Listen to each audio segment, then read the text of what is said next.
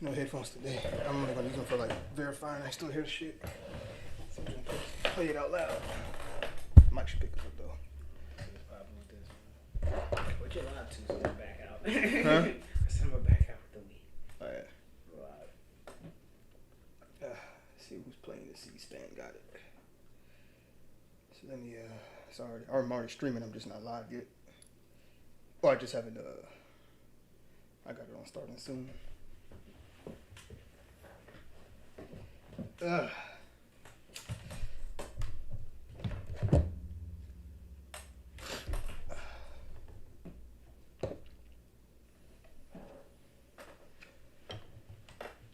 pin I bought back from Cali. We put weed in it like. No, it's weed in it, but it's not refillable.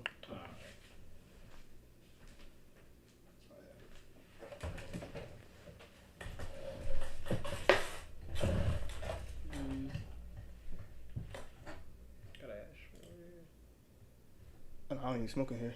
Oh, sheesh. My bad, man. No. So I can hear that. I'll have these.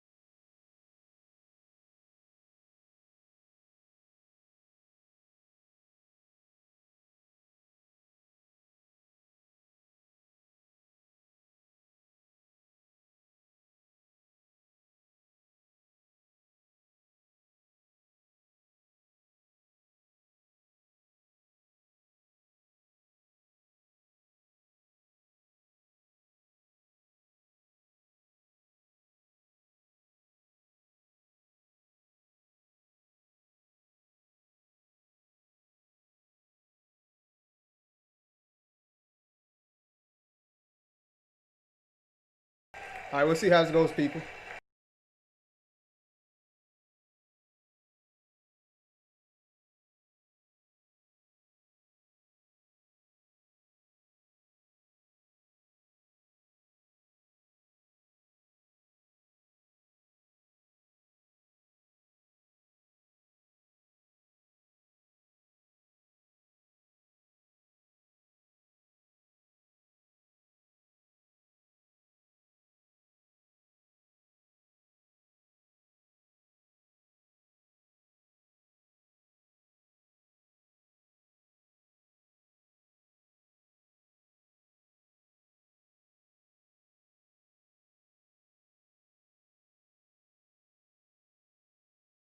Will they comply? We'll see.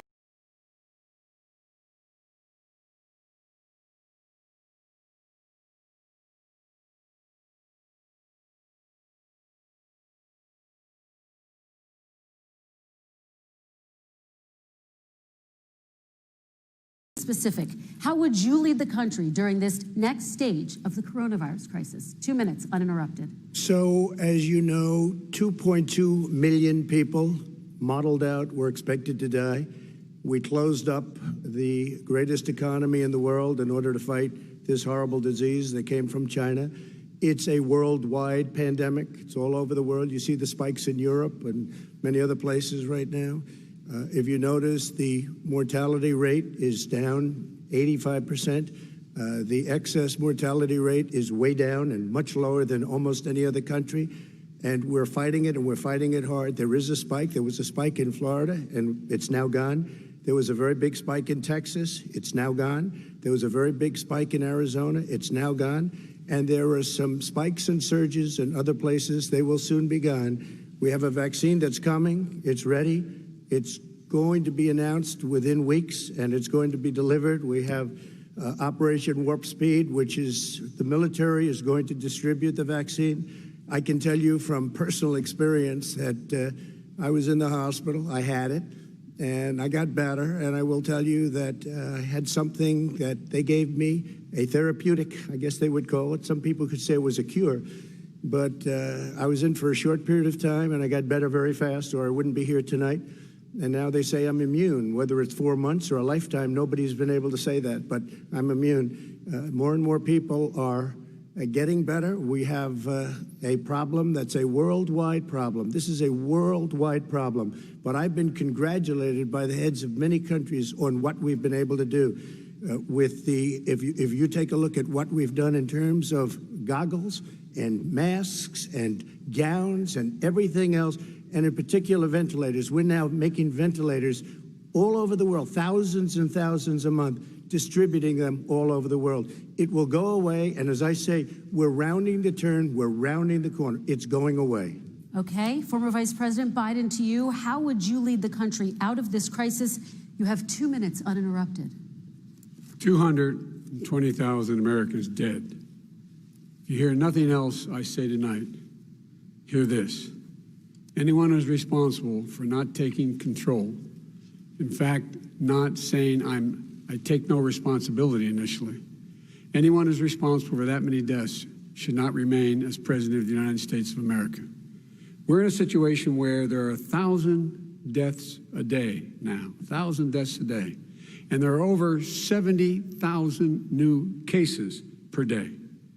Compared to what's going on in Europe, as the New England Medical Journal said, they're starting from a very low rate. We're starting from a very high rate. The expectation is we'll have another 200,000 Americans dead between now and the end of the year. If we just wore these masks, the president's own advisors have told him, we could save 100,000 lives.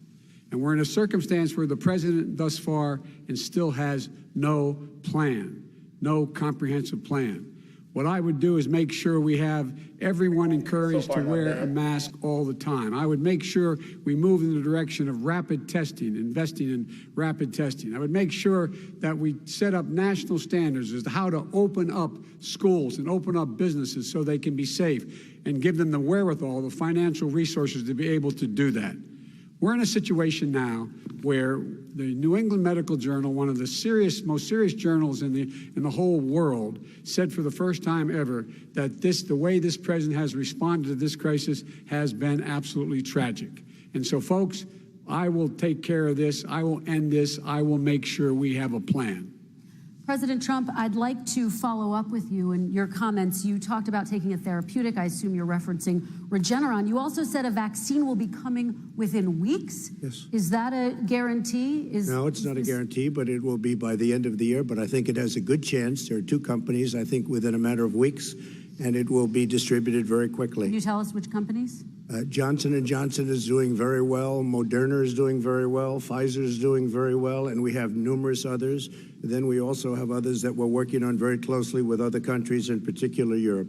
Let me follow up with you, and because this is new information, you have said a vaccine is coming soon, within weeks now. Your own officials say it could take well into 2021 at the earliest for enough Americans to get vaccinated. And even then, they say the country will be wearing masks and distancing into 2022. Is your timeline realistic? No, I think my timeline is going to be more accurate. I don't know that they're counting on the military the way I do, but we have our generals lined up, one in particular that's the head of logistics. And this is a very easy distribution for him. He's ready to go as soon as we have the vaccine. And we expect to have 100 million vials. As soon as we have the vaccine, he's ready to go. Vice President Biden, your reaction, and just 40% of Americans say they would definitely agree to take a coronavirus vaccine if it was approved by the government. What steps would you take to give Americans confidence in a vaccine if it were approved? Make sure it's totally transparent. Have the scientists of the world see it, know it, look at it, go through all the processes. And by the way, this is the same fellow who told you this is going to end by Easter last time. This is the same fellow who told you that, don't worry, we're going to end this by the summer. We're about to go into a dark winter. And he has no clear plan, and there's no prospect that there's going to be a vaccine available for the majority of the American people before the middle of next year. President Trump, your reaction, he says you have no plan. I don't think we're going to have a dark winter at all. We're opening up our country. We've learned and studied and understand the disease, which we didn't at the beginning. When I closed and banned China from coming in heavily infected, and then ultimately Europe, but China was in January. Months later, he was saying I was xenophobic. I did it too soon. Now he's saying, oh, I should have, moved quicker. But he didn't move quicker. He was months behind me, many months behind me. And frankly, he ran the H1N1 swine flu, and it was a total disaster, far less lethal, but it was a total disaster. Had that had this kind of numbers, 700,000 people would be dead right now, but it was a far less lethal disease. Look, his own person who ran that for him, who, as you know, was his chief of staff, said it was catastrophic. It was horrible. We didn't know what we were doing. Now he comes up and he tells us how to do this. Also, everything that he said about the way every single move that he said we should make, that's what we've done. We've done all of it. But he was way behind us. Vice President Biden, your response. My response is he is xenophobic, but not because he shut down access from China. And he did it late after 40 countries had already done that. In addition to that, what he did, he made sure that we had 44 people that were in there in China trying to get to Wuhan to determine what exactly the source was. What did the president say in January? He said, no, he said, he's being transparent. The president of China is being transparent. We owe him a debt of gratitude. We have to thank him. And then what happened was we started talking about using the Defense Act to make sure we go out and get whatever is needed out there to protect people. And again, I go back to this. He had nothing. He did virtually nothing. And then he gets out of the hospital and he talks about, don't worry, it's all going to be over soon. Come on. There's not another serious scientist in the world who thinks it's going to be over soon. President Trump, your reaction? I say over soon. I say we're learning to live with it. We have no choice. We can't lock ourselves up in a basement like Joe does. He has the ability to lock himself up. I don't know. He's obviously made a lot of money someplace, but he has this thing about living in a basement. People can't do that. By the way, I, as the president, couldn't do that. I'd love to put myself in the basement or in a beautiful room in the White House and go away for a year and a half until it disappears. I can't do that. And Kirsten, every meeting I had, and I'd meet a lot of families, including Gold Star families and military families, Every meeting I had, and I had to meet them. I had to. It would be horrible to have canceled everything. I said, you know, this is dangerous. And you catch it. And, you know, I caught it. I learned a lot. Great doctors, great hospitals. And now I recovered.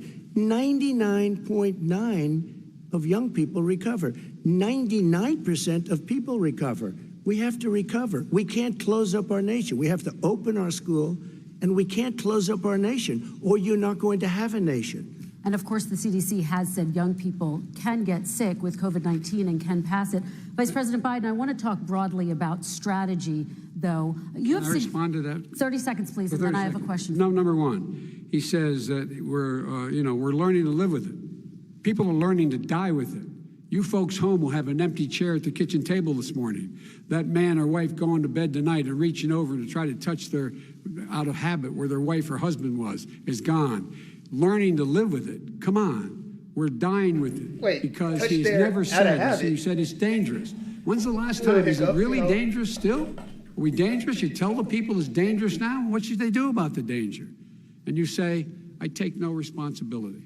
Let me talk about your two. Excuse me, I take full responsibility. It's not my fault that it came here. It's China's fault. And you know what? It's not Joe's fault that it came here either. It's China's fault. They kept it from going into the rest of China for the most part, but they didn't keep it from coming out to the world, including Europe and ourselves. Vice President Biden. The fact is that when we knew it was coming, when it hit, what happened? Come on, what did the president say? Hey, he said, don't worry. You can't be too nice now. Be gone by Easter. Cut it off. Don't Go worry. to the next one. Warm They're gonna keep Don't worry. Maybe back and inject forth. bleach. He said he was kidding when he said that, but a lot of people thought it was serious. A whole range of things the president has said. Even today, he thinks we are in control. We're about to lose 200,000 more people.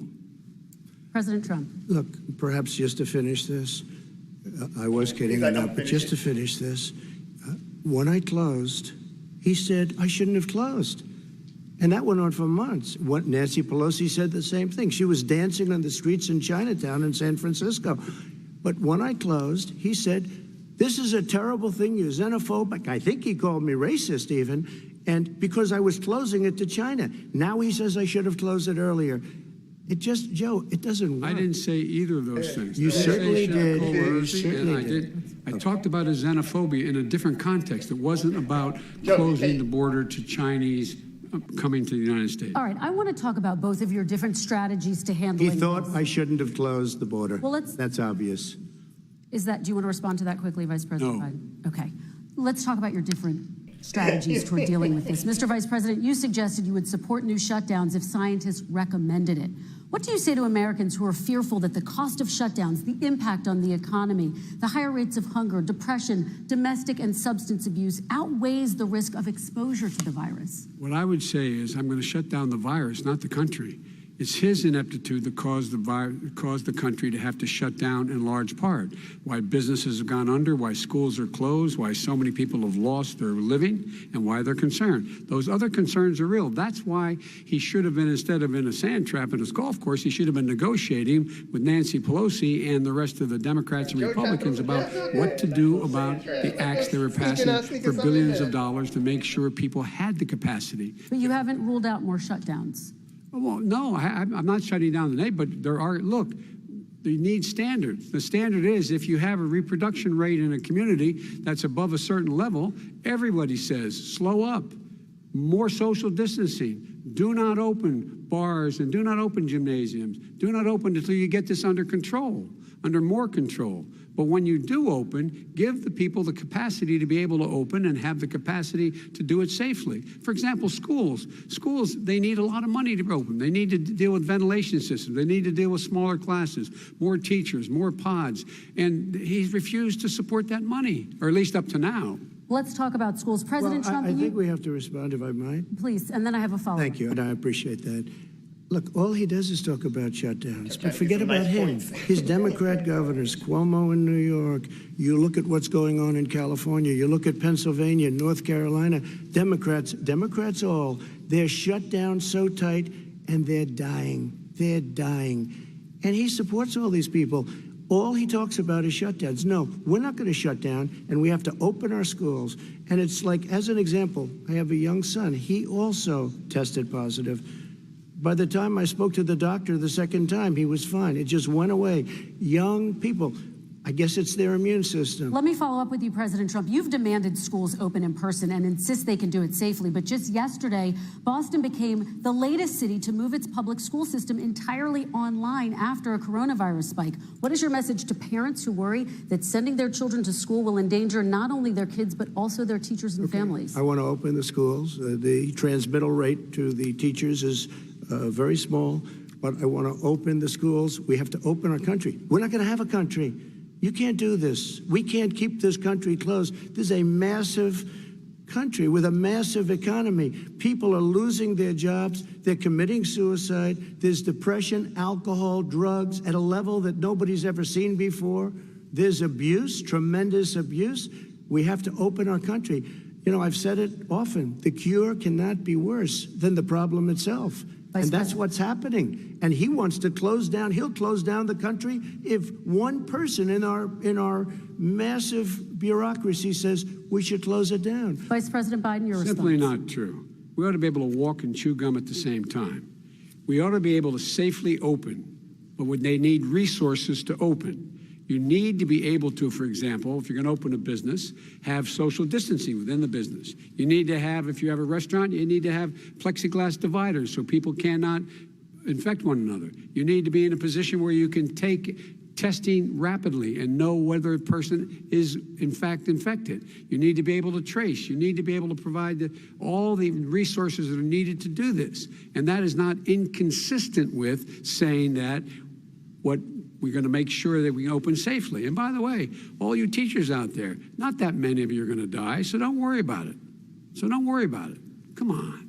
President Trump, let me follow up with you quickly. By the way, I will say this. If you go and look at what's happened to New York, it's a ghost town. It's a ghost town. And when you talk about plexiglass, these are restaurants that are dying. These are businesses with no money. Putting up plexiglass is unbelievably expensive, and it's not the answer. I mean, you're going to sit there in a cubicle wrapped around with plastic. These are businesses that are dying, Joe. You can't do that to people. You just can't. Take a look at New York and what's happened to my wonderful city for so many years. I loved it. It was vibrant. It's dying. Everyone's leaving New York. Take a look at what New York has done in terms of turning the curve down in terms of the number of people dying. And I don't look at this in terms of the way he does. Blue states and red states. They're all the United States. And look at the states that are having such a spike in the coronavirus. They're the red states. They're the states in the Midwest. They're the states in the upper Midwest. That's where the spike is occurring significantly. But they're all Americans. They're all Americans. And what we have to do is say, wear these masks, number one. Make sure we get the help that the businesses need that has money's already been passed to do that. It's been out there since the beginning of the summer, and nothing's happened.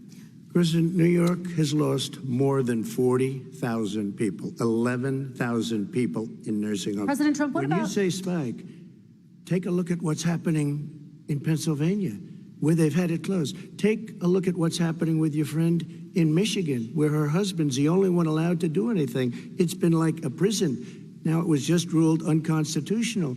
Take a look at North Carolina. They're having spikes, and they've been closed. And they're getting killed financially. We can't let that happen, Joe. You can't let that happen. We have to open up. And we understand the disease. We have to protect our seniors. We have to protect our elderly. We have to protect especially our seniors with heart problems and diabetes problems. And we will protect them. We have the best testing in the world by far. That's why we have so many cases. Let me follow up with you before we move on to our next section. President Trump, this week you called Dr. Anthony Fauci, the nation's best-known infectious disease expert, quote, a disaster. You described him and other medical experts as, quote, idiots. If you're not listening to them, who are you listening to as you fight this? I'm listening to all of them, including Anthony. I get along very well with Anthony. But he did say, don't wear masks. He did say, as you know, this is not going to be a problem. I think he's a Democrat, but that's okay. He said, this is not going to be a problem. We are not going to have a problem at all. When Joe says that I said Anthony Fauci said, and others, and many others, and I'm not knocking him a lot. Nobody knew. Look, nobody knew what this thing was. Nobody knew where it was coming from, what it was. We've learned a lot. But Anthony said, don't wear masks. Now he wants to wear masks. Anthony also said, if you look back, exact words, here's his exact words. This is no problem. This is going to go away soon. So he's allowed to make mistakes. He happens to be a good person. Vice President Biden, your response quickly, and then we're going to move on to the next section. My response is that think about what the president knew in January and didn't tell the American people. He was told this was a serious virus that spread in the air, and it was much worse than the flu. He went on record and said to one of your colleagues, recorded, that in fact he knew how dangerous it was, but he didn't want to tell us. He didn't want to tell us because he didn't want us to panic. He didn't want us. Americans don't panic. He panicked. But guess what? In the meantime, we found out in the New York Times the other day that, in fact, his folks went to Wall Street and said this is a really dangerous thing. And a memo out of that meeting, not from his administration, but from some of the brokers, said sell short because we got to get moving. It's a dangerous problem. Well, this is I'm going to give you 30 this is one I seconds to haven't heard. respond, and then we're The going Wall to Street move one, on. I don't know. Somebody went to Wall Street. You're the one that takes all the money from Wall Street. I don't take it. I haven't. You have raised a lot of money, tremendous amounts of money. And every time you raise money, deals are made, Joe. I could raise so much more money. As president and as somebody that knows most of those people, I could call the heads of Wall Street, the heads of every company in America. I would blow away every record, but I don't want to do that because it puts me in a bad position. And then you bring up Wall Street. You shouldn't be bringing up Wall Street because you're the one that takes the money from Wall Street, not me. I could blow away your records that like you wouldn't believe. We don't need money. We have plenty of money. In fact, we beat Hillary Clinton with a tiny fraction of the money that she was able to. All right, gentlemen, we're going to move on. Don't tell me about Wall Street. Average contribution, $43. All right, we're going to move on to our next section, which is national security. And I do want to start with the security of our elections and some breaking news from overnight. Just last night, top intelligence officials confirmed again that both Russia and Iran are working to influence this election. Both countries have obtained U.S. voter registration information, these officials say, and Iran sent intimidating messages to Florida voters. This question goes to you, Mr. Vice President. What would you do to put an end to this threat? You have 2 minutes uninterrupted. I made it clear, and I ask everyone else to take the pledge. I made it clear that any country, no matter who it is, that interferes in American elections will pay a price. They will pay a price.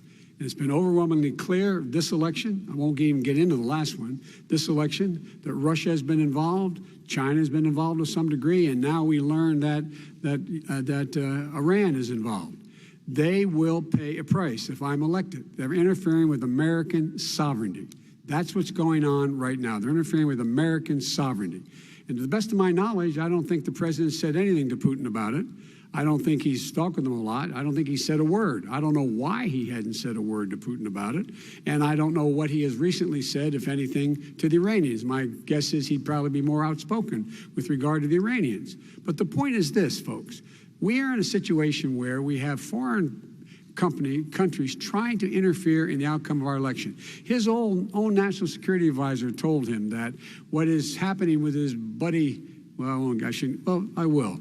His buddy, Rudy Giuliani, he's being used as a Russian pawn. He's being fed information that is Russian, that is not true. Like, you did it, not me. And then what happens? Nothing happens. And then you find out that everything that's going on here about Russia is wanting to make sure that I do not get elected the next president of the United States because they know I know them and they know me. I don't understand why this president is unwilling to take on Putin when he's actually paying bounties to kill American soldiers in Afghanistan, when he's engaged in activities that are trying to destabilize all of NATO. I don't know why he doesn't do it, but it's worth asking the question, why isn't that being done? Any country that interferes with us will, in fact, pay a price because they're affecting our sovereignty. President Trump, same question to you. Let me ask the question. You're going to have 2 minutes to respond. For 2 elections in a row now, there has been substantial interference from foreign adversaries. What would you do in your next term to put an end to this? 2 minutes uninterrupted. Well, let me respond to the first part, as Joe answered. Joe got $3.5 million from Russia, and it came through Putin because he was very friendly with the former mayor of Moscow, and it was the mayor of Moscow's wife, and you got $3.5 million. Your family got $3.5 million, and You know, someday you're going to have to explain, why did you get 3.5? I never got any money from Russia. I don't get money from Russia. Now, about your thing last night, I knew all about that. And through John Ratcliffe, who is fantastic, DNI, he said, the one thing that's common to both of them, they both want you to lose, because there has been nobody tougher to Russia. Between the sanctions, nobody tougher than me on Russia.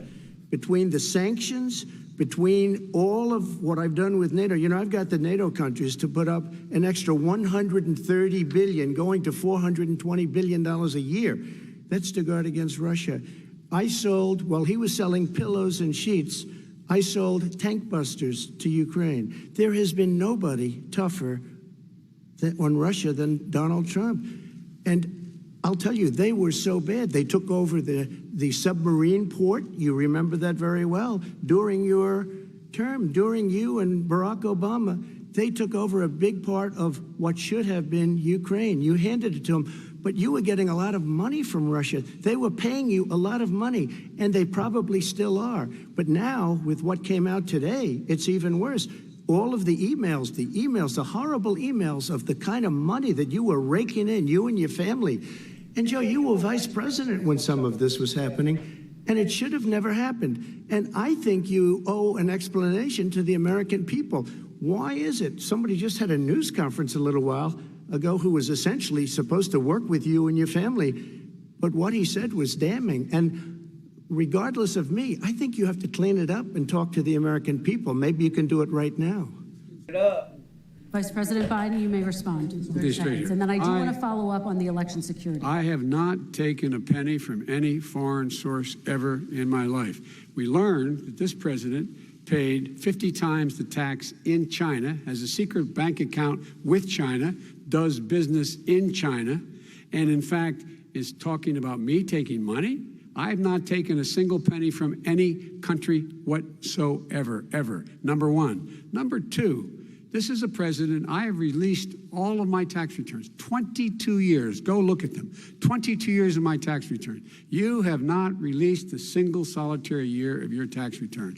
What are you hiding? Why are you unwilling? The foreign countries are paying you a lot.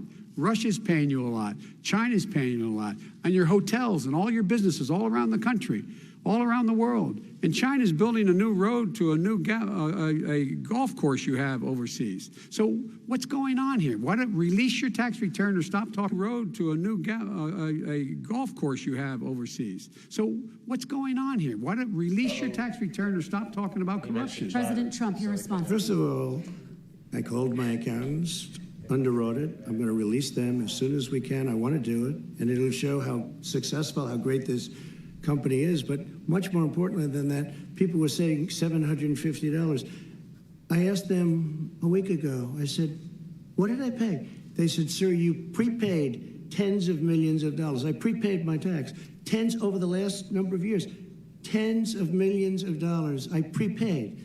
Because at some point they think it's an estimate. They think I may have to pay tax. So I already prepaid it. Nobody told me that. Did your accountant Nobody told you that. Excuse me. And it wasn't written whenever they write this. They keep talking about $750, which I think is a filing fee. But let me just tell you, I prepaid millions and millions of dollars in taxes. Number one. Number two, I don't make money from China. You do. I don't make money from Ukraine. You do. I don't make money from Russia. You made $3.5 million, Joe, and your son gave you. They even have a statement that we have to give 10% to the big man. You're the big man, I think. I don't know, maybe you're not, but you're the big man, I think. Your son said we have to give 10% to the big man. Joe, what's that all about? It's terrible. All right, gentlemen, I want to ask you both some questions about all of this. I'm going to let you both respond very quickly. You just said you spoke to your accountant about potentially releasing your taxes. Did he tell you when you can release them? Do you have a deadline for when you're going to release them? I get treated worse than the Tea Party got treated. Because I have a lot of people in there, deep down in the IRS, they treat me horribly. We made a deal, it was all settled until I decide to run for president. I get treated very badly by the IRS, very unfairly. But we had a deal all done. As soon as we're completed with the deal, I want to release it. But I have paid millions and millions of dollars, and it's worse than paying. I paid in advance. It's called prepaying your taxes. I paid in advance. I want to ask ask you both about questions regarding your potential foreign entanglements and questions that have been raised to give you both a chance to talk about this more broadly. Respond very quickly, and then I'll get to my question. Why did he's been saying this for 4 years? Show us. Just show us. Stop playing around. You've been saying for 4 years you're going to reduce your taxes. Nobody knows it, Mr. President. What they do know is you're not paying your taxes, or you're paying taxes that are so low. When last time he said what he paid, he said, I only pay that little because I'm smart. I know how to game the system. Come on, folks. So, President Trump, and then I want to get to two questions to both of you on this. I was put through a phony witch hunt for 3 years. It started before I even got elected. They spied on my campaign. No president should ever have to go through what I went through. Let me just say this. Mueller and 18 angry Democrats and FBI agents all over the place spent $48 million. They went through everything I had, including my tax returns, and they found absolutely no collusion and nothing wrong. 48 million. I guarantee you, if I spent 1 million on you, Joe, I could find plenty wrong, because the kind of things that you've done and the kind of monies that your family has taken. I mean, your brother made money in Iraq, millions of dollars. Your other brother made a fortune, and it's all through you, Joe. And they say you get some of it, and you do live very well. You have houses all over the place. You live very well. All right, gentlemen, let me just ask some questions about all of this broadly. Vice President Biden, there have been questions about the work your son has done in China and for a Ukrainian energy company when you were vice president. In retrospect, was anything about those relationships inappropriate or unethical? Nothing was unethical. Here's what the deal. With regard to Ukraine, we had this whole question about whether or not, because he was on the board, I later learned of a Burisma, a company, that somehow I had done something wrong. Yet every single solitary person, when he was going through his impeachment, testifying under oath who worked for him, said, I did my job impeccably. I carried out U.S. policy. Not one single solitary thing was out of line. Not a single thing, number one. Number two, the guy who got in trouble in Ukraine was this guy trying to bribe the Ukrainian government to say something negative about me, which they would not do and did not do, because it never, ever, ever happened. My son has not made money in terms of this thing about, what are you talking about, China. I have not had, the only guy made money from China is this guy. He's the only one. Nobody else has made money from China.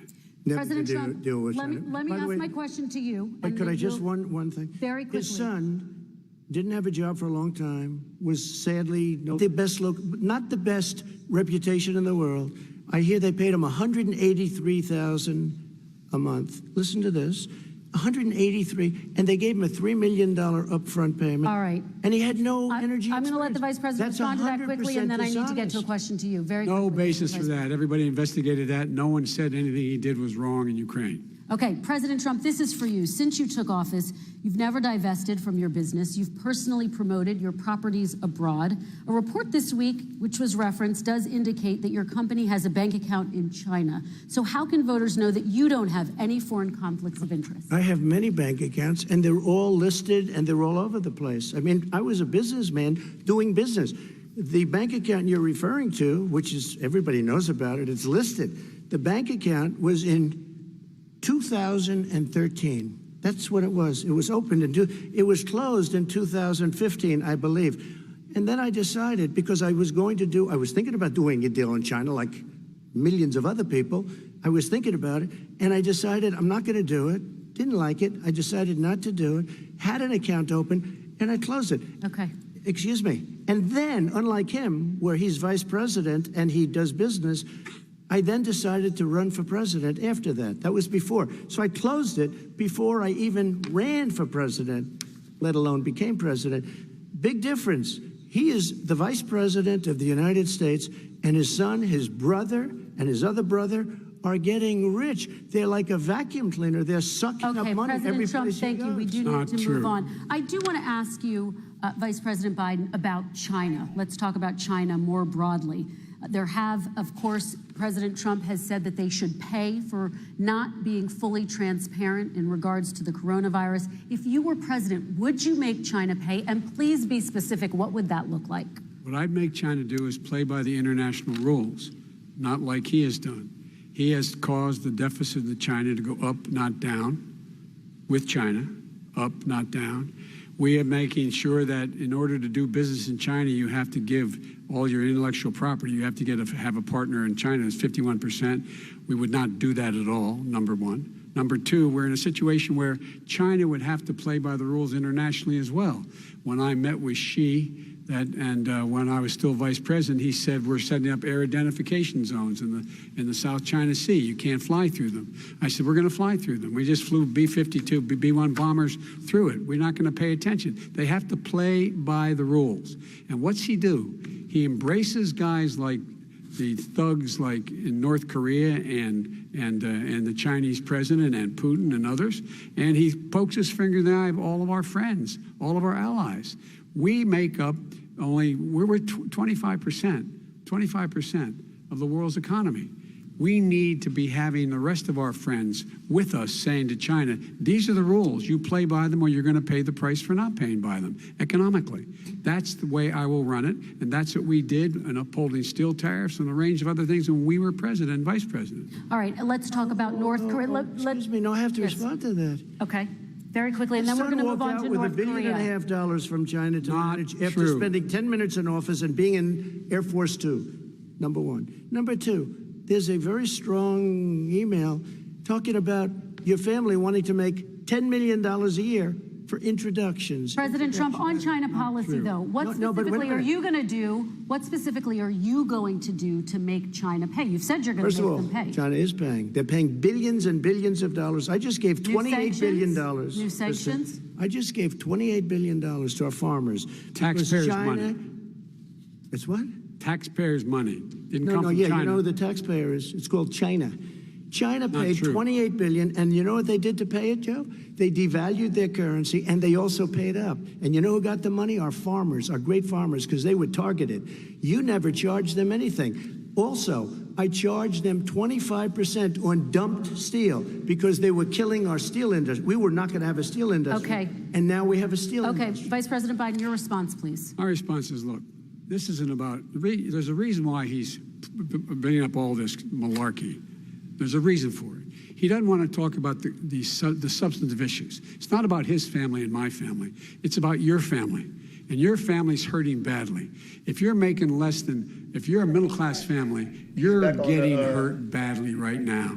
You're sitting at the kitchen table this morning deciding, well, we can't get new tires, they're bald because we have to wait another month or so. Or are we going to be able to pay the mortgage? Or who's going to tell her she can't go back to community college? They're the decisions you're making in the middle-class families like I grew up in Scranton and Claymont. They're in trouble. We should be talking about your families, but that's the last thing he wants to talk about. I want to talk about North Korea. Excuse me, just I do want to turn to please. 10 seconds, Mr. President. That's 10 a seconds. typical political statement. Let's get off this China thing, and then he looks, the family, around the table, everything. Just a typical politician when I see that. Let's talk I'm about not North a typical Korea now. politician. Okay, That's why I got elected. Let's get off the subject of China. Let's talk around sitting around the table. All right. Come on, Joe, you can do better. We're going to talk about North Korea now. President Trump, you've met with North Korean leader Kim Jong-un 3 times. He's talked about your beautiful He just letters took away with him. Joe's He's escape highlighted route, the so he fact that can't do there it next hasn't been a time. war or a long-range missile test, and yet North Korea recently rolled out its biggest ever intercontinental ballistic missile and continues to develop its nuclear arsenal. Do you see that as a betrayal of the relationship you forged? Just 30 seconds here because we need to get on to the next. So when I met with Barack Obama, we sat in the White House right at the beginning, had a great conversation. It was supposed to be 15 minutes, and it was well over an hour. He said the biggest problem we have with North Korea. He indicated we will be in a war with North Korea. Guess what? It would be a nuclear war, and he does have plenty of nuclear capability. In the meantime, I have a very good relationship with him. Different kind of a guy, but he probably thinks the same thing about me. We have a different kind of a relationship. We have a very good relationship, and there's no war. And you know, about a month ago, he broke into a certain area. They said, oh, there's going to be trouble. I said, no, they're not, because he's not going to do that. And I was right. Look, instead of being in a war where millions of people, Seoul, you know, is 25 miles away, millions and millions, 32 million people in Seoul, millions of people would be Okay. dead right now. President we Trump, don't have that's a war, 30 and seconds. I have a good Thank relationship. you. Vice President Biden, to you. North Korea conducted 4 nuclear tests under the Obama administration. Why do you think you would be able to rein in this persistent threat? Because I'd make it clear, which we were making clear to China, they had to be part of the deal. Because here's I made it clear as a spokesperson of the administration when I went to China, that they said, why are you moving your missile defense up so close? Why are you moving more forces here? Why are you continuing to do military maneuvers with South Korea? I said, because North Korea is a problem, and we're going to continue to do it so we can control them. We're going to make sure we can control them and make sure they cannot hurt us. And so if you want to do something about it, step up and help. If not, it's going to continue. What has he done? He's legitimized North Korea. He's talked about his good buddy, who's a thug, and he talks about how we're better off. And they have much more capable missiles, able to reach U.S. territory much more easily than ever did before. Let me follow up with you, Vice President Biden. You've said you wouldn't meet with Kim Jong-un without preconditions. Are there any conditions under which you would meet with him? On the condition that he would agree that he would be drawing down his nuclear capacity to get the Korean Peninsula should be a nuclear-free zone. All right, let's move on to American families. Kristen, they tried Very to quickly, meet with 10 him. seconds, They President. tried to meet with him. He wouldn't do it. He didn't like Obama. He didn't like him. He wouldn't do it. Okay, I know gotta for give him a fact they chance to tried. respond to that He before we wouldn't move do on. it. You And know, that's okay. You know what? North Korea, we're not in a war. We have a good relationship. You know, people don't understand. Having a good President relationship Trump, with we have to leaders move of other on, 'cause countries is a good thing. We have a lot of questions to get Yes, to. not Your bad. Like response. saying we had a good relationship with Hitler before he, in fact, invaded Europe, the rest of Europe. Come on. The reason he would not meet with President Obama is because President Obama said, we're going to talk about denuclearization. We're not going to legitimize you, and we're going to continue to put stronger and stronger sanctions on you. That's why he wouldn't meet with us.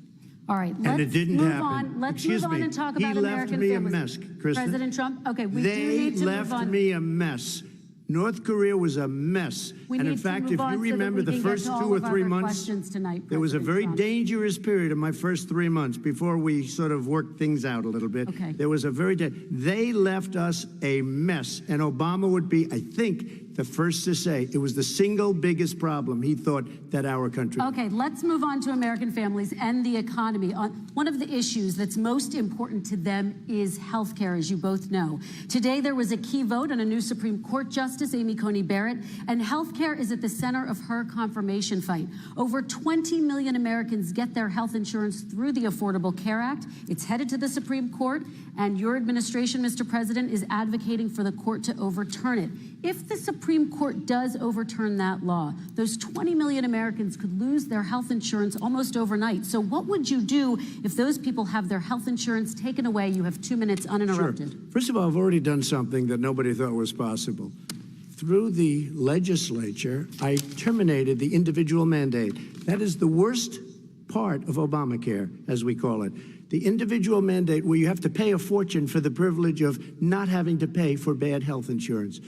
I terminated. It's gone. Now it's in court because Obamacare is no good. But then I made a decision. Run it as well as you can to my people, great people. Run it as well as you can. I could have gone the other route and made everybody very unhappy. They ran it.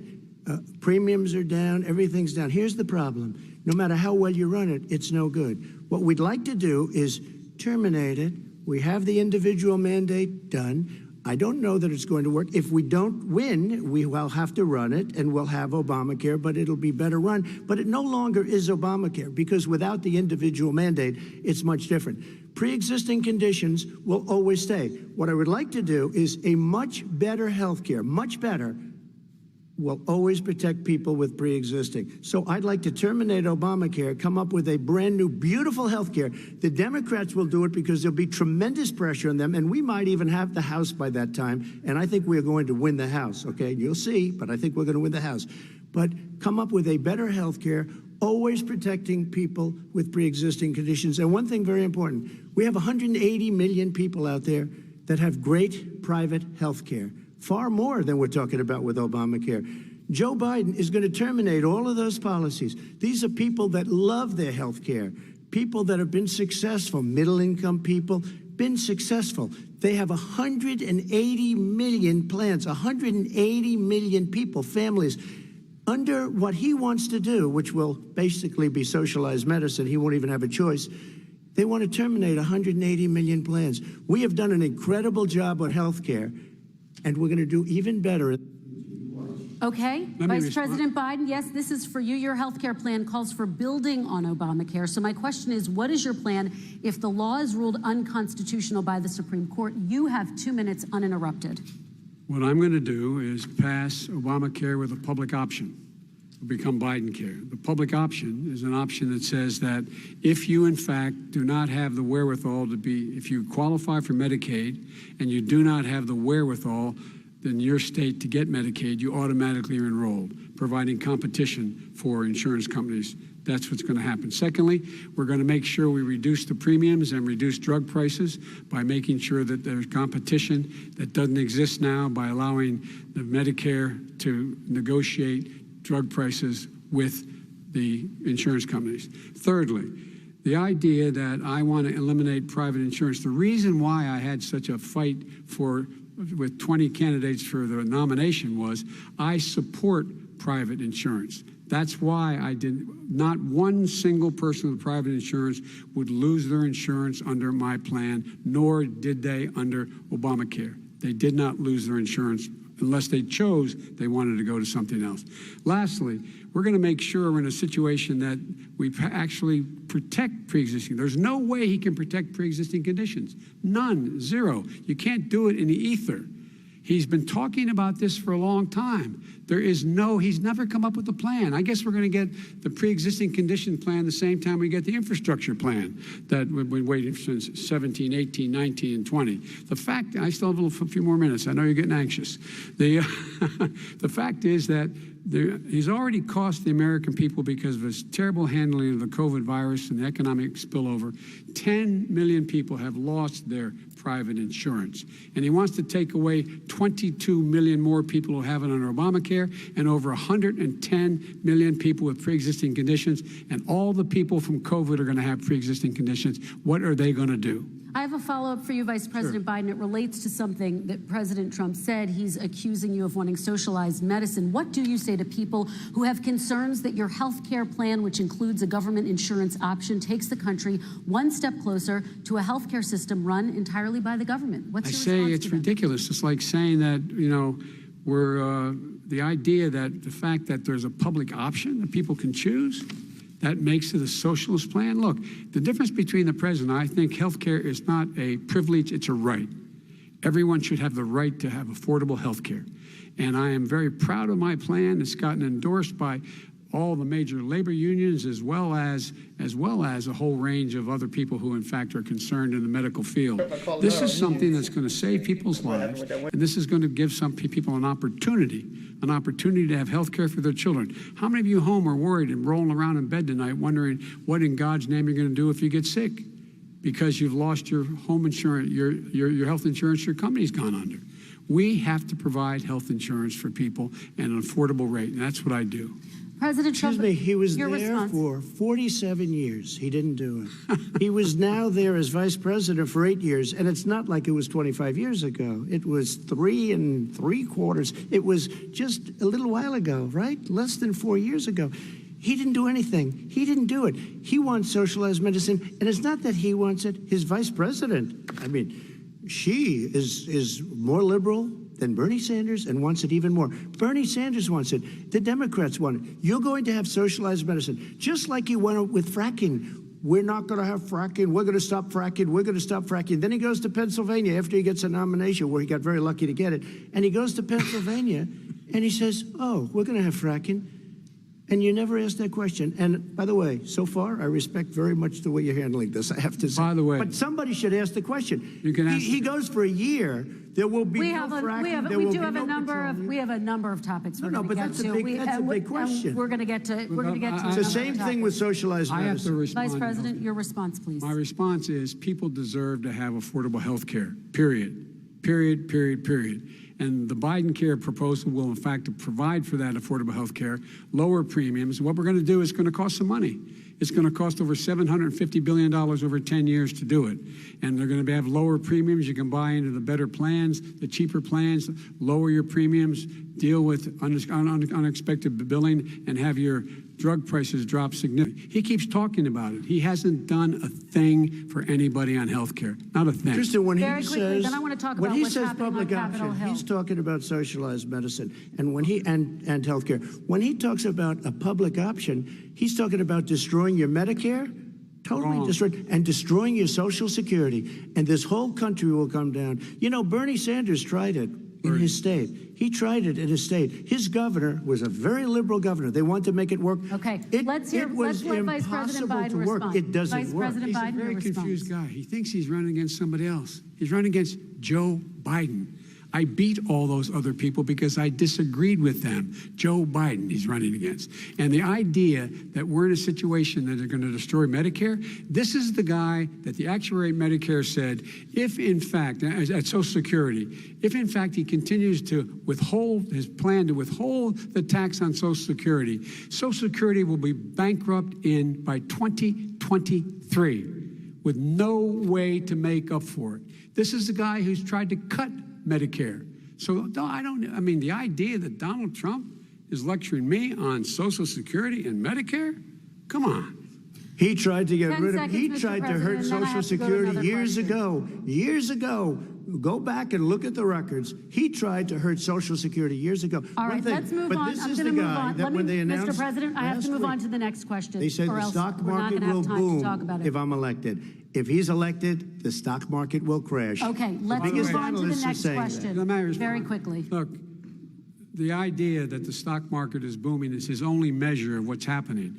Where I come from in Scranton and Claymont, the people don't live off of the stock market. Just in the last three years during this crisis, the billionaires in this country made, according to the Wall Street, $700 billion more dollars. $700 billion more dollars. Because that's his only measure.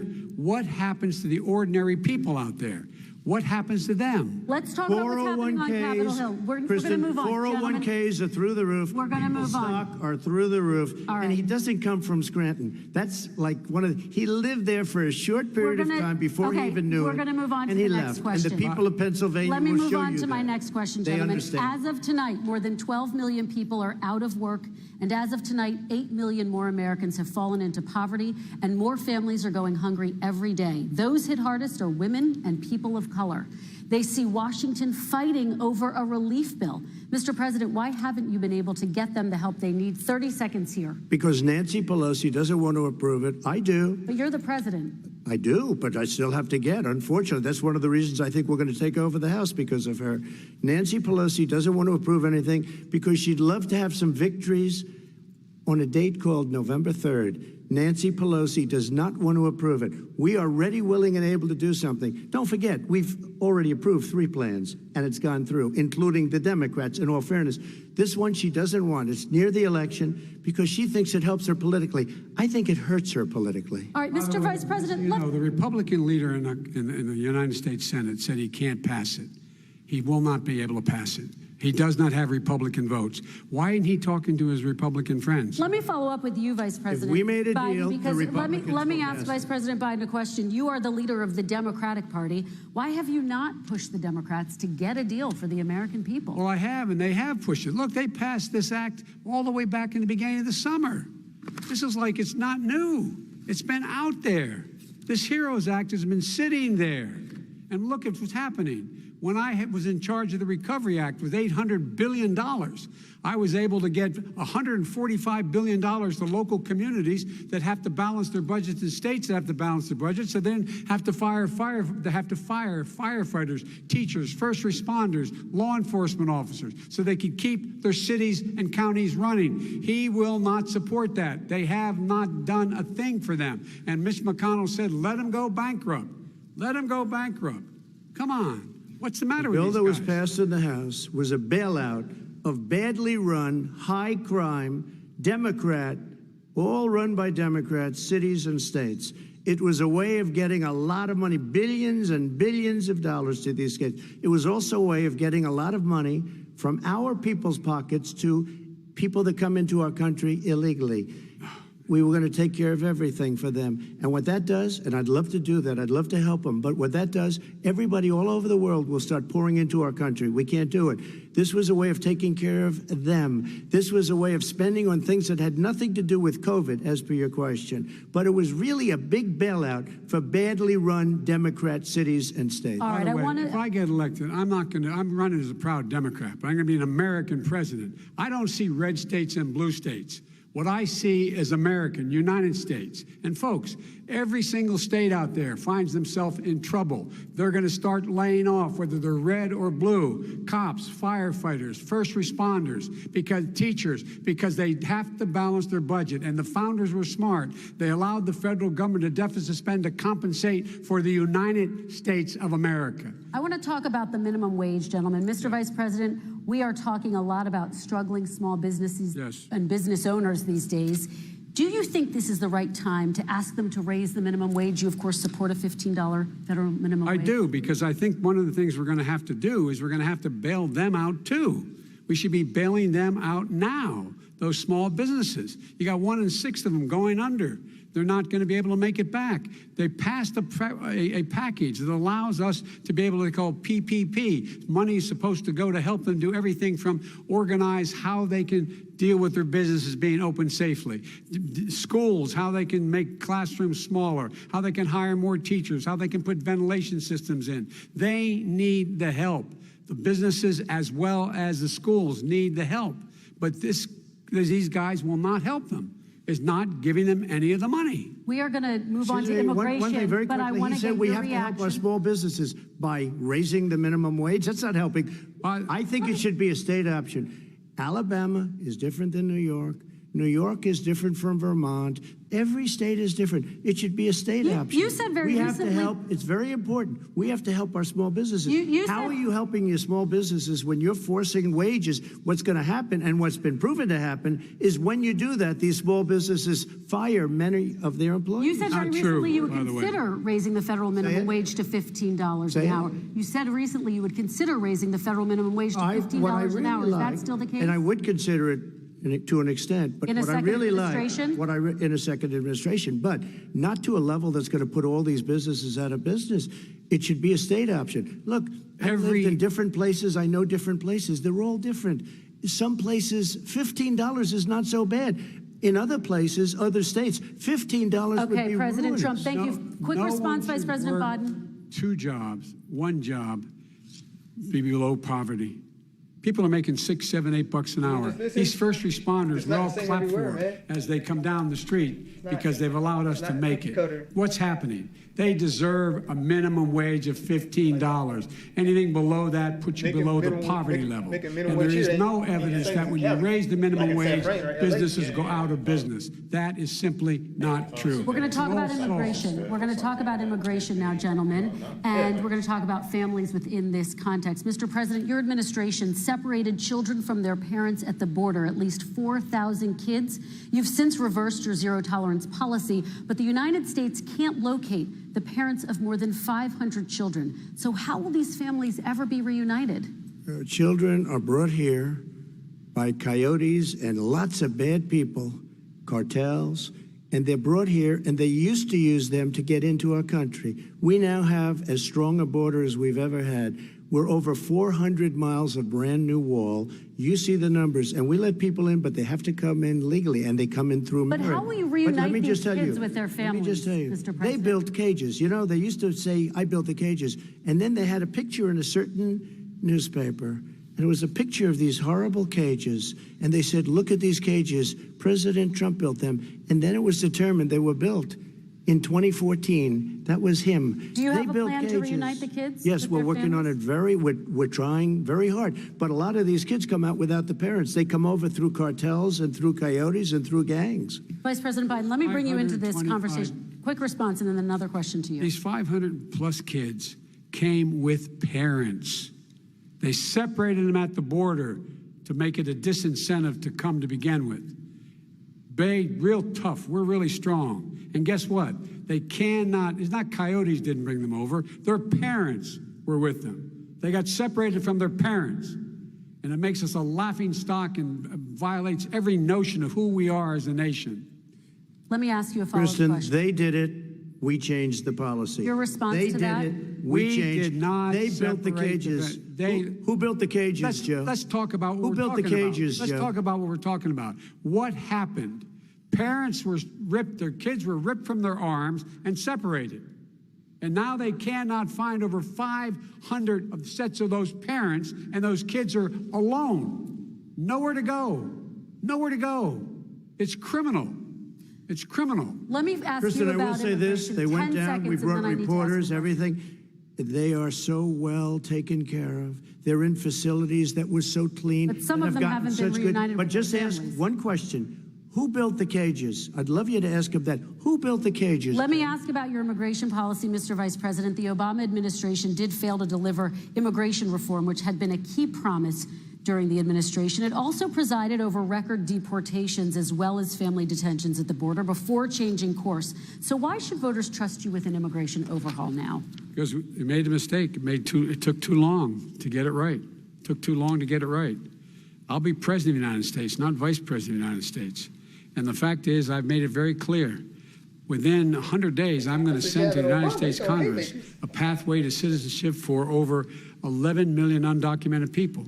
And all of those so-called dreamers, those DACA kids, they're going to be immediately certified again to be able to stay in this country and put on a path to citizenship. The idea that they are being sent home by this guy and they want to do that is they've gone to a country they've never seen before. I can imagine you're 5 years old, your parents are taking you across the Rio Grande River and it's illegal. And you say, oh no, Mom, leave me here. I'm not going to go with you. They've been here. Many of them are model citizens. Over 20,000 of them are first responders out there taking care of people during this crisis. We owe them. We owe them. Kristen, he had 8 years to do what he said he was going to do. And I've changed without having a specific.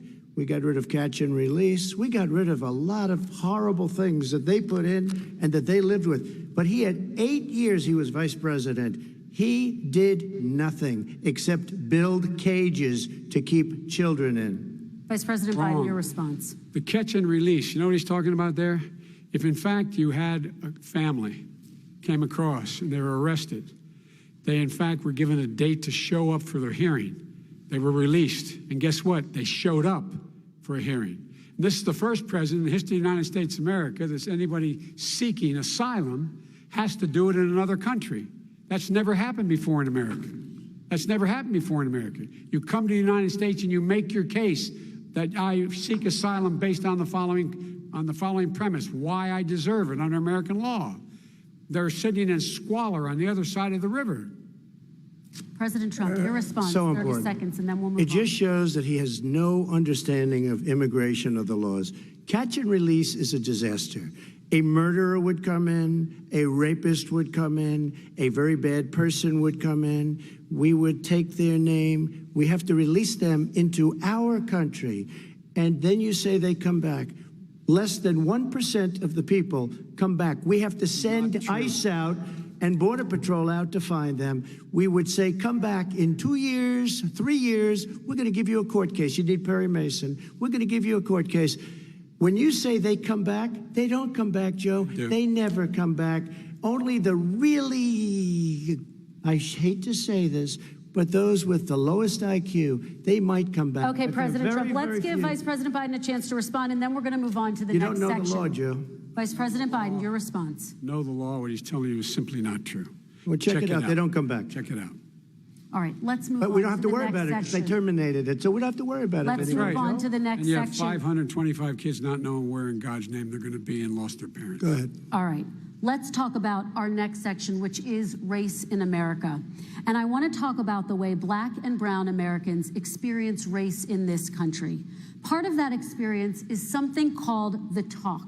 It happens regardless of class and income. Parents who feel they have no choice but to prepare their children for the chance that they could be targeted, including by the police, for no reason other than the color of their skin. Mr. Vice President, in the next 2 minutes, I want you to speak directly to these families. Do you understand why these parents fear for their children? I do. I do.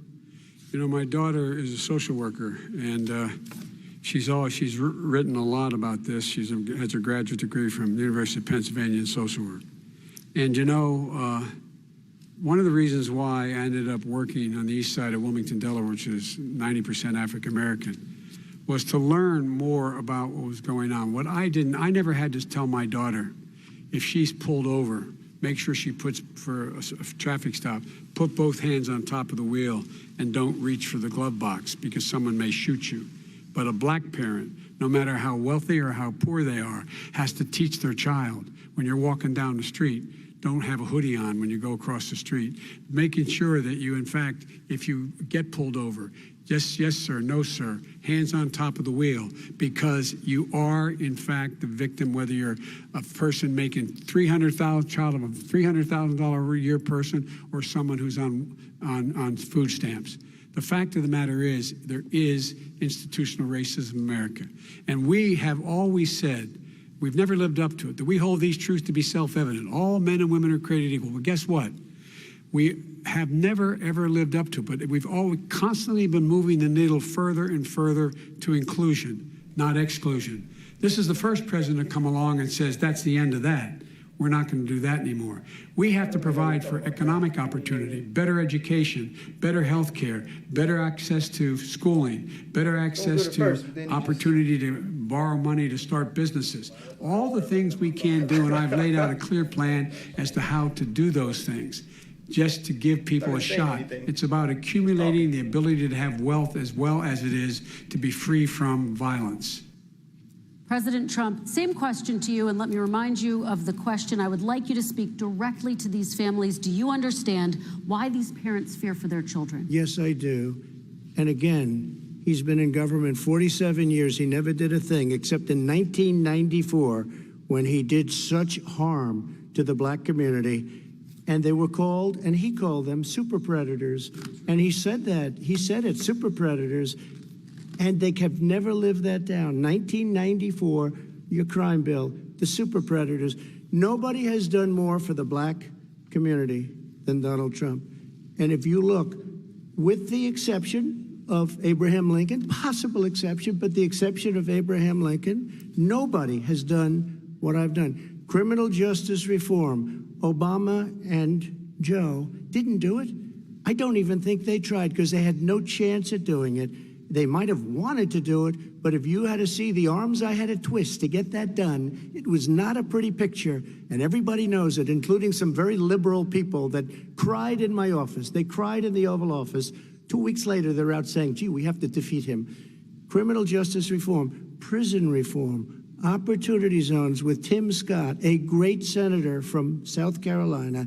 He came in with this incredible idea for opportunity zones. It's one of the most successful programs. People don't talk about it. Tremendous investment is being made. Biggest beneficiary, the black and Hispanic communities, and then historically black colleges and universities. After 3 years of coming to the office, I love some of those guys. They were great. They came into the office and they said, I said, what are you doing? After 3 years, I said, why do you keep coming back? Because we have no funding. I said, you don't have to come back every year. We have to come back because President Obama would never give them long-term funding, and I did. 10-year long-term funding, and I gave them more money than they asked for because they said, I think you need more. And I said, the only bad part about this is I may never see you again because I got very friendly with them, and they like me and I like them. But I saved it. Colleges and universities. Okay, and we're going to talk about both of your records, but your response to that, Vice President? My response to that is I never, ever said what he accused me of saying. The fact of the matter is, in 2000, though, after the crime bill had been in the law for a while, this is a guy who said, the problem with the crime bill, there's not enough people in jail. There's not enough people in jail. And go on my website, get the quote, the date when he said it. Not enough people. He talked about marauding gangs, young gangs, and the people who are going to maraud our cities. This is a guy who in the Central Park five innocent black kids, he continued to push for making sure that they got the death penalty. None of them were guilty of the crimes they were suggested. Look, and talk about granted, he did in fact let 20 people, he commuted 20 people's sentences. We commuted over 1,000 people's sentences. Over 1,000. The very law he's talking about is a law that, in fact, initiated by Barack Obama. And secondly, we're in a situation here where the federal prison system was reduced by 38,000 people under our administration. And one of these things we should be doing, there should be no minimum mandatories in the law. That's why I'm offering $20 billion to states to change their state laws to eliminate minimum mandatories and set up drug courts. No one should be going to jail because they have a drug problem. They should be going to rehabilitation, not to jail. We should fundamentally change the system, and that's what I'm going to do. But why didn't he do it 4 years ago? Why didn't you do that 4 years ago, even less than that? Why didn't you do it? You were vice president. You keep talking about all these things you're going to do, and you're going to do this, but you were there just a short time ago, and you guys did nothing. We did. You know, Joe, I ran because of you. I ran because of Barack Obama, because you did a poor job. If I thought you did a good job, I would have never run. I would have never run. I ran because of you. I'm looking at you now. You're a politician. I ran because of you. All right, Vice President Biden, your response to that, and then I do have some questions for both of you. Well, I tell you what, I hope he does look at me, because what's happening here is, you know who I am, you know who he is, you know his character, you know my character, you know our reputations for honor and telling the truth. I am anxious to have this race. I am anxious to see this take place. The character of the country is on the ballot. Our character is on the ballot. Look at us closely. Let me ask some follow-up. Please respond, and then we're going to have follow-up. If this stuff is true about Russia, Ukraine, China, other countries, Iraq, if this is true, then he's a corrupt politician. All right. So don't give me the stuff about how you're this innocent baby. Joe, they're calling you a corrupt politician. Nobody. President Trump, I want to stay on the issue of race. We're talking about the issue. Laptop from hell. President Trump, we're talking about race right now, and I do want to stay on the issue of race. President Trump, you've described. Laptop from hell, people. There are 50 former national intelligence folks who said that what he's accusing me of is a Russian plan. Former. They have said that this has all the 5 former heads of the CIA, both parties, say what he's saying is a bunch of garbage. Nobody believes it except his and his good friend Rudy Giuliani. You mean the laptop is now another Russia hoax? That's exactly what. Is this that's where you're exactly going? what. This is where he's going. The laptop is Russia, Gentlemen, Russia. I want to stay on the issue of race. You have to be kidding. Here we go again with Russia. We're going to continue on the issue of race. Mr. President, you've described the Black Lives Matter movement as a symbol of hate. You've shared a video of a man chanting white power to millions of your supporters. You've said that black professional athletes exercising their First Amendment rights should be fired. What do you say to Americans who say that kind of language from a president is contributing to a climate of hate and racial strife? Well, you have to understand, the first time I ever heard of Black Lives Matter, they were chanting pigs in a blanket, talking about police. Pigs, talking about our police.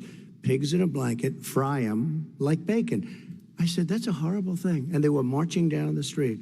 And that was my first glimpse of Black Lives Matter. I thought it was a terrible thing.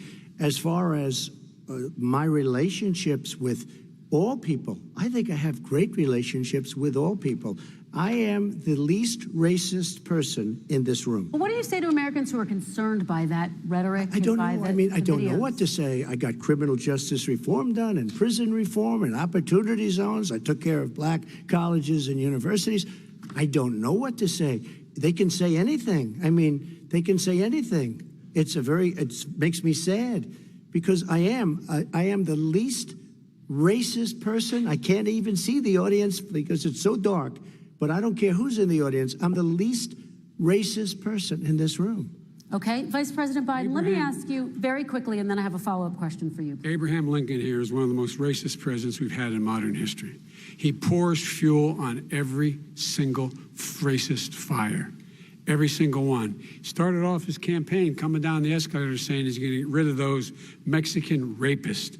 He's banned Muslims because they're Muslims. He has moved around and made everything worse. I heard him say it, but it was so weird. I thought maybe he meant it on purpose for a reason, but I just didn't pick it up. Last time around stage here, he said, I told him to stand down and stand ready. Come on. This guy is a dog whistle about as big as a foghorn. President Trump, I'm going to give you 10 seconds to respond, and then I have a follow-up. No, you made a reference to Abraham Lincoln. Where did that come in? I mean, You said where you're did that- Abraham Lincoln. No, where did that? No. You said- I said not since Abraham Lincoln has anybody done what I've done for the black community. And I'm I didn't saying- say I'm Abraham Lincoln. I said not since Abraham Lincoln has anybody done what I've done for the black community. Now, you have done nothing other than the crime bill, which put Oh, God. tens of thousands of black men, mostly, in jail. All right, let me, And you know let me, what? a- let me They ask remember Vice it President because if Biden you look a at what's question. happening with the voting right now, Let me ask they Vice remember President that Biden you treated them about- very, very badly. The- Just the- take a look at what's happening out there. Vice President Biden, let me give you a chance to respond within this context. Crime Okay. bills that you supported in the 80s and 90s contributed to the incarceration of tens of thousands of young black men who had small amounts of drugs in their possession. They are sons, they are brothers, Uh-oh, their Joe. fathers, their uncles, whose families are still to this day, some of them suffering the consequences. So speak to those families. Why should they vote for you? One of the things is that in the 80s, we passed 100%, all 100 senators voted for it, a bill on drugs and how to deal with drugs. It was a mistake. I've been trying to change it since then, particularly the portion on cocaine. That's why I've been arguing that, in fact, we should not send anyone to jail for a pure drug offense. They should be going into treatment across the board. That's what we should be spending money on. That's why I set up drug courts, which were never funded by our Republican friends. They should not be going to jail for a drug or an alcohol problem. They should be going into treatment. That's what we've been trying to do. That's what I'm going to get done, because I think maybe the American people have 47 now years? seen that, in fact, it was a mistake to pass those You made a laws mistake and relating to couldn't fix it in drugs. But they 47 were not in years? the crime bill. But Okay. why didn't he get it done? See, it's all talk, no action with these politicians. Why didn't he get it done? That's what I'm going to do when I become president. You were vice president along with Obama as your president, your leader, for 8 years. Why didn't you get it done? You had 8 years to get it done. Now you're saying you're going to get it done because you're all talk and no action, Jim. We got a Your lot of it response. done. We released didn't get 38,000. We anything got done. 38,000 prisoners left from. You got nothing done. 38,000 prisoners were released from federal prison. There were over 1,000 people who were given clemency. In fact, we're the ones that put in the legislation saying we could look at pattern and practice of police departments and what they were doing, how they were conducting themselves. I could go on, but we began the process. We lost an election. That's why I'm running, to win back that election and change his terrible policy. I Quick just response, asked, and then we're I gonna just move asked on one to climate question. change. Why didn't you do it in the 8 years, a short time ago? Why didn't you do it? You just said, I'm going to do that, I'm going to do this. You put tens Because- of thousands of mostly black young men in prison. Now you're saying you're going to undo that. Why didn't you get it done? You had 8 years with Obama. You know why, Because- Joe? Because you're all talk and no action. All right, Vice President Because Biden, and then the- we're going to move on to the next section. We had a Republican Congress. That's the answer. Well, you Okay. got to talk them into it, Joe. Sometimes All right. you got to talk them into it. We're going to move on to our next section, Like I which did is with criminal climate justice change. reform. I had Okay. to talk Democrats into it. Gentlemen, That's not good, Joe. we're running out of That's time, bad so we look, got to Joe. get on to climate Oh, change, man. please. You both have very different Ooh, visions Joe, that's on not gonna climate look change. good. President Trump, you say that environmental regulations have hurt jobs in the energy sector. Vice President Biden, you have said you see honestly addressing thought climate you froze. change as an I'm about to opportunity to reload it. create new Yeah, jobs. Joe, that's- For each of you, how would you both combat climate change and support job growth at the same time? Starting with you, President Trump, you have 2 minutes uninterrupted.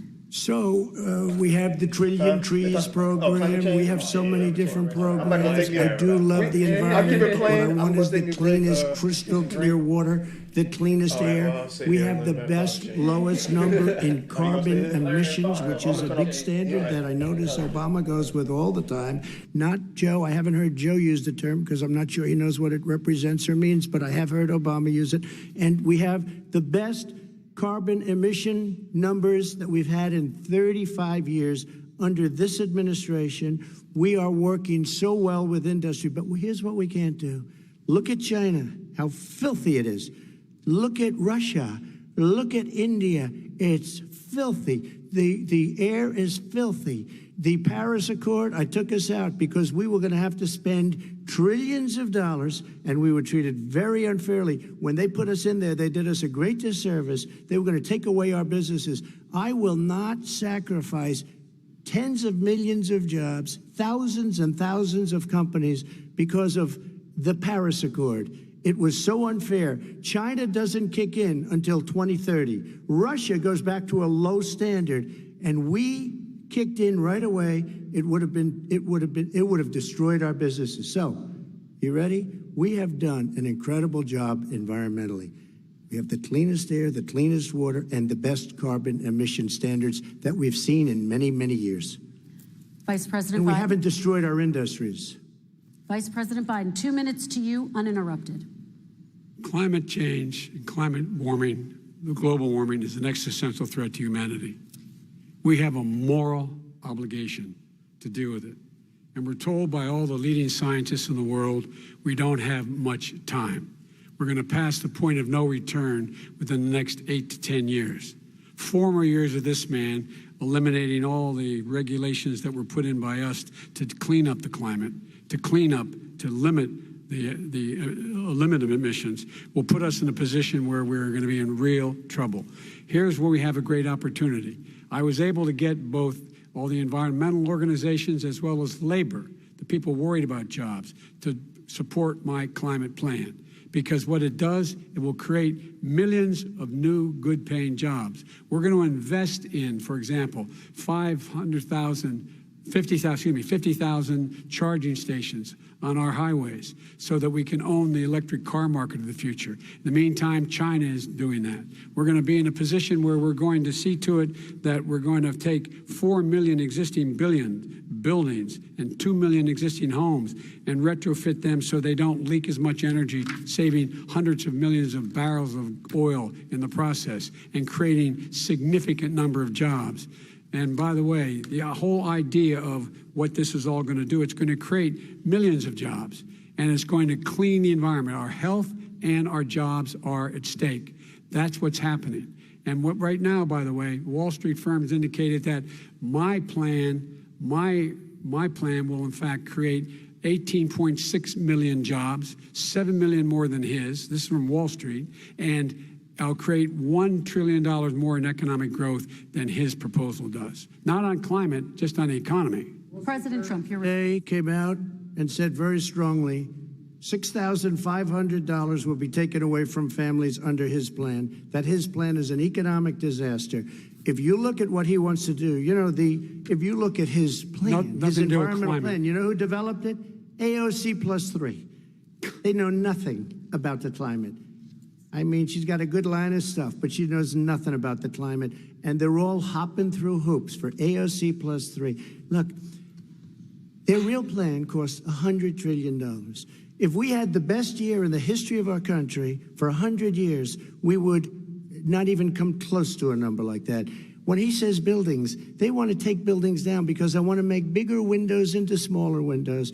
As far as they're concerned, if you had no window, it would be a lovely thing. This is the craziest plan that anybody has ever seen. And this wasn't done by smart people. This wasn't done by anybody. Frankly, I don't even know how it can be good politically. Right. They want to spend $100 trillion. That's their real number. He's trying to say it was 6. It's $100 trillion. They want to knock down buildings and build new buildings with little, tiny, small windows.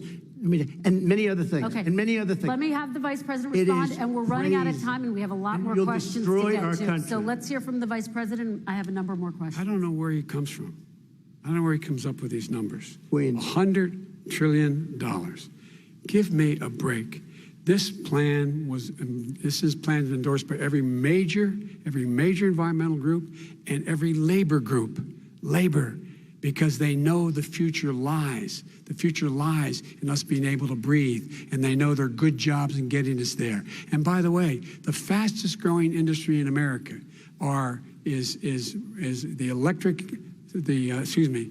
solar energy and wind. He thinks wind causes cancer, windmills. It's the fastest growing jobs, and they pay good prevailing wages, 45, 50 bucks an hour. We can grow and we can be cleaner if we go the route I'm proposing. President Trump, please respond, and then I have some follow-up. We are energy independent for the first time.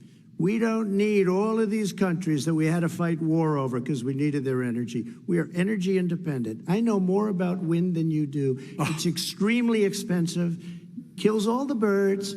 It's very intermittent. It's got a lot of problems, and they happen to make the windmills in both Germany and China. And the fumes coming up, if you're a believer in carbon emission, the fumes coming up to make these massive windmills is more than anything that we're talking about with natural gas, which is very clean. One other thing. Find me a scientist Solar. said that. I love solar, but solar doesn't quite have it yet. It's not powerful yet to really run our big, beautiful factories that we need to compete with the world.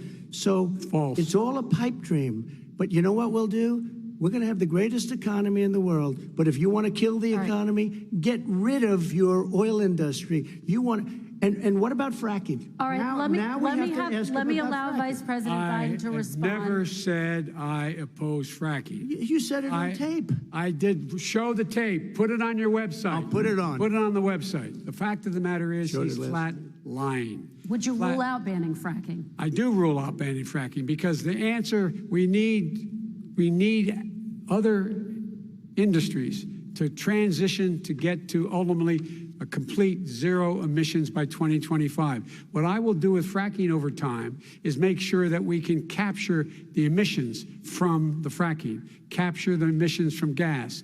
We can do that, and we can do that by investing money in doing it. But it's a transition to that. I have one more question in this pod, and then we have. He was against fracking. He said it. I will show that to you tomorrow. I am against fracking. Until he got the nomination, went to Pennsylvania, then he said, but you know what, Pennsylvania? He'll be against it very soon because his party is totally against it. Fracking on federal land, I said. No fracking and or oil on federal land. Let me ask this final question in this section, and then I want to move on to our final section.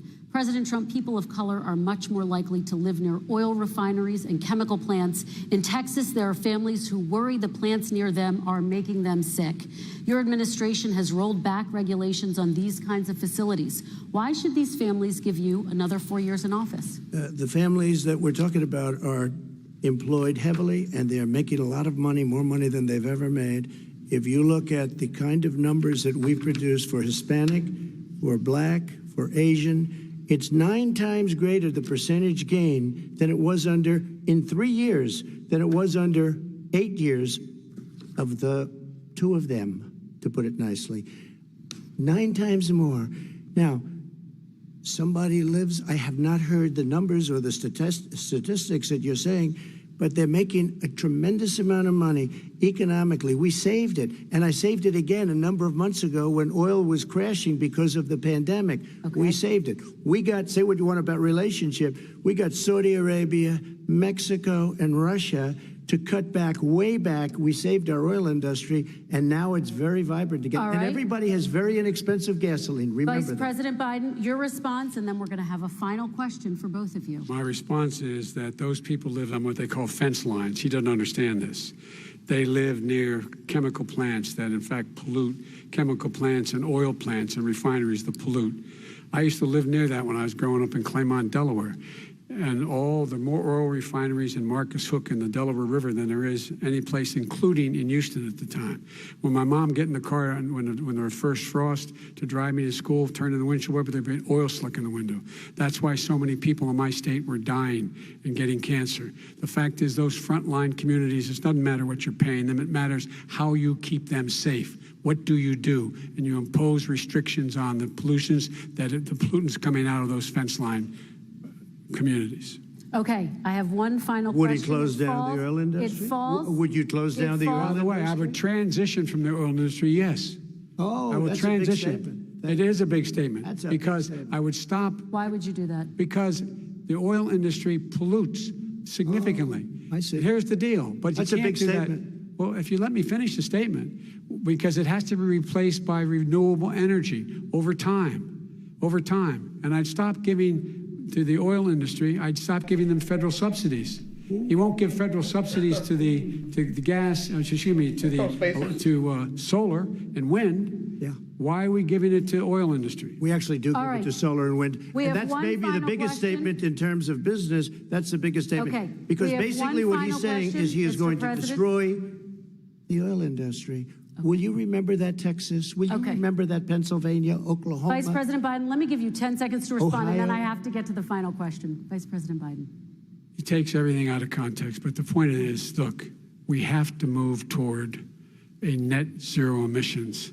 The first place to do that by the year 2035 is in energy production, by 2050 totally. All right. One Is he final gonna get question China to both do of you. it? No, we're finished with Is this. he We going have to to get move on China to to our do it? final question. We No, have to I'm move going on to to our rejoin final Paris question. Accord and make China abide by what they agreed to. All right, That'll this cost you is $1 about trillion. leadership, gentlemen. And this first question does go to you, President Trump. Imagine this is your inauguration day. What will you say in your address to Americans who did not vote for you? You'll each have 1 minute, starting with you, Mr. We have to make a country totally successful as it was prior to the plague coming in from China. Now we're rebuilding it, and we're doing record numbers, 11.4 million jobs in a short period of time, et cetera. But I will tell you, go back. Before the plague came in, just before, I was getting calls from people that were not normally people that would call me. They wanted to get together. We had the best black unemployment numbers in the history of our country. Hispanic, women, Asian, people with diplomas, with no diplomas, MIT graduates, #1 in the class. Everybody had the best numbers. And you know what? The other side wanted to get together. They wanted to unify. Success is going to bring us together. We are on the road to success. But I'm cutting taxes, and he wants to raise everybody's taxes, and he wants to put new regulations on everything. He will kill it. If he gets in, you will have a depression, the likes of which you've never seen. Your 401ks will go to hell, and it'll be a very, very sad day for this country. All right.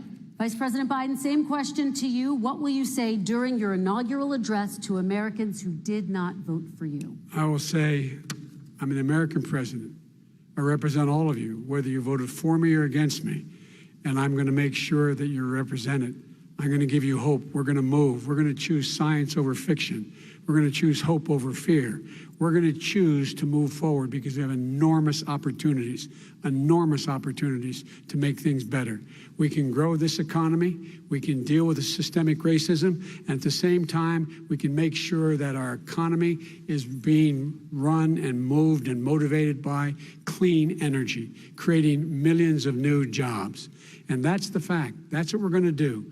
And I'm going to say, as I said at the beginning, what is on the ballot here is the character of this country: decency, honor, respect, treating people with dignity, making sure that everyone has an even chance. And I'm going to make sure you get that. You haven't been getting it the last 4 years. All right. I want to thank you both for a very robust hour and a half, a fantastic debate. Really appreciate it. President Trump, former Vice President Joe Biden, thank you to Belmont University for hosting us tonight. And most importantly, thank you to those watching tonight. Election Day is November 3rd. Don't forget to vote. Thank you, Whatever your name everyone, is, the and first have a debate great moderator, night. you suck. I would give her. She's good. Yeah. I think, yeah. 8 out of 10. Yeah. Maybe even 9. I give her a 9 based on what I've seen so far. That's all I have to go off of, which is only 2006. And I didn't really watch it then. I think there was a couple of times where Trump kind of like talked over her a bit. Yeah, he did, you know. But apart from that, I think she did well at like yeah, controlling it all. And, she did let him go like she didn't, because, you know. yeah. Well, that's it, people. Biden's gonna walk around sniffing people now. Trump's got no mask on. Get ready for the media to report on that tomorrow morning. You know that's why you do it, just for that media attention. Yeah. Yeah, he was like, well, my wife's got a mask on. I thought that was actually like way better debate than the first one. Oh, yeah, that's way better. It wasn't even close. Chris Wallace, or what? I always say keep saying Chris Wallace is going Chris Wallace. So whatever that first dude was, man. That's how you do with the moderate debate. The mic didn't work out, I think. Speaking of the mic. Yeah, I was worried about that. Yeah, so see, when I heard, I thought they meant when you're talking, they'll mute it. If they just mute it when you're talking. That's what I thought they meant. But I was worried about this too. But they muted him, right? So I didn't watch the second debate. there was no second debate. Oh yeah, there was. It got canceled. It was just the town hall. People asking questions. And now I it's didn't know time to hear Trump. from He you did, and get like- your reaction to this final debate of Yeah, he seemed a 2020. little bit, We're going like, to put the numbers up on the not screen as if you want to aggressive as dial the in. first one. 202 is the I mean, he area was code followed by aggressive. number But I think I saw a couple of times when he was like, 748-8920. all right. If you I think there support was a couple of President times Trump, that Biden if you was fucking support up and Vice Trump President realised Biden, he should just not say 202 anything. Yeah, because 748 like he was laughing. 8921 is the Yeah, he number was for laughing. Do you you to remember that dial. thing about? And if you're what did he truly say about undecided, George or if Washington you're or whatever? supporting No, what was it? Abraham Lincoln. Oh yeah. He's And like- Trump was like, "Where did that come from?" And Biden was like, "Well, you said that you was Abraham Lincoln." And he's like, "I didn't say I was Abraham Lincoln. What are you talking about, dude?" Yeah. I said, "Since Abraham Lincoln." And then Biden was like, "Oh," and Biden started laughing. Biden did laugh eventually, and Trump was like, "Idiot." Yeah, because we were all sitting there and we were like, wait, what? Did he Yeah. say Abraham Lincoln? What? When he said it, I was like, Abraham Lincoln. But I was like, okay, Trump did mention it earlier. Maybe I missed something Yeah. for Biden. Maybe Biden said something. I was listening to him, but I guess I wasn't really paying attention. So I didn't say nothing. I thought maybe I just missed it. Missed the joke or missed the earlier reference. That's proof that like Biden is getting old, We're going to cut that off. I mean, Trump is old as well, but Yeah, they both. Biden's certainly a little. She might get fired. Just let y'all know. She might get fired by whatever news organization she work with. Who? Because she did not do like all the others would do usually, and just go after Trump. I'm saying she might get. I'm just joking. Saying she might get fired. Yeah. Nah, she did good though. She actually did pretty good. She had them both talk. Yeah, I felt like she was pretty non-biased. Yeah. Yeah, I think in the first debate, whoever that was. It was a bad setup too. They didn't. Yeah. This one was pretty good. Well, I don't know. I didn't think the first guy was that bad, but she was definitely really, really good. And, It was only bad because he started arguing and like interrupting and like sort of like when Joe Biden he would say something, he would respond, and he would interrupt to like make his case better. Oh, Like yeah. he would make Joe Biden he would interrupt Trump, stop Trump, Yeah. and like, but actually this is what happened when it's like, yo, okay, let Biden come in and do that, not you. Are you recording this for your show? Yeah. Yeah. I think Biden really screwed up as soon as he mentioned Giuliani. What's his name? Giuliani. Yeah, he did. He screwed up. Yeah, he shouldn't. He shouldn't have Trump was mentioned. like, okay, you opened up the Yeah, floodgates, fool. But Trump didn't yeah. go in like I thought maybe Trump would say something about it, but I thought, he's probably not going to go too crazy because it's an active investigation. So he's not going to want to say too much about it. He doesn't know. I would assume he probably doesn't even know much about it. If they're doing it the right way, they're not going to be telling him because it's an investigation. He's not in control of it. Yeah. Those the part. Well, he's he's overall, but he's not like.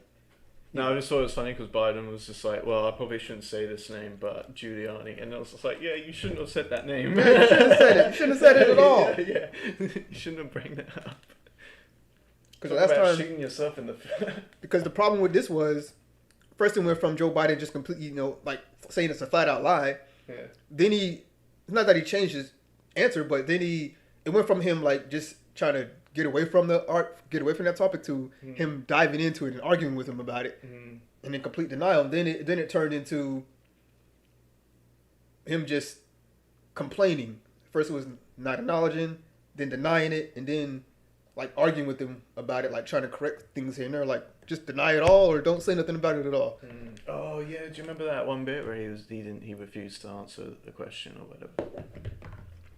Yeah, that was the worst part actually. And there was like an awkward silence. That was and the we worst were like, part. what just happened? That was his bad. That was the worst part of the whole debate. We thought that the stream fucked up. We were like, what? The reason why that was bad is because that was actually a question about the race. So that's a big topic. That was about racism and stuff like that. So yeah. I think Trump said something. Well, I think the question first got asked to Trump. He responded, and then Biden responded, and then Trump got it. No, the question was asked. Trump said something first, then Biden answered his question, and then Trump responded to Biden, and then I think they went back and forth one more time, and then Trump said something finally, and then she said, "All right, Biden, your turn," or how you respond. Biden just paused. Yeah, I know. Was Trump? Did they have Trump face up when he paused? I think they did. I can't remember. Me either. I think they was. I remember they showed Trump's face, Yeah. but I don't remember if they just like had him. Anyways, I think that was so Biden froze up. Yeah. You thought it was frozen? Yeah, I thought the stream fucked up. I thought too, because it has skipped a couple times previously before. But yeah, that's it for today, folks. For the stream, we'll see. I'm gonna go to YouTube and see what maybe watch some weird videos. I don't know, but that's it, y'all. Next stream.